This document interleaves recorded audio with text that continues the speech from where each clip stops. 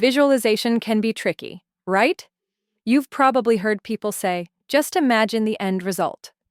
But here's the problem. Our minds work with logic. Between where you are now and where you want to be, there are gaps. And unless you give your mind a logical bridge to cross those gaps, your vision won't feel real or believable.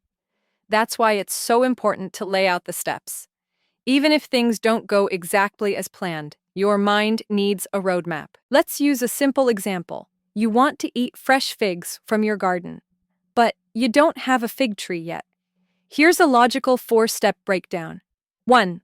Plant a fig cutting or a grafted sapling. 2. Care for it. Water it regularly. Protect it. Nourish it. 3. Watch it grow. The tree matures over time. 4. Harvest. Finally, you pick and enjoy your own figs. Now, here's the key. Once you've mapped out the logical steps, your mind is satisfied.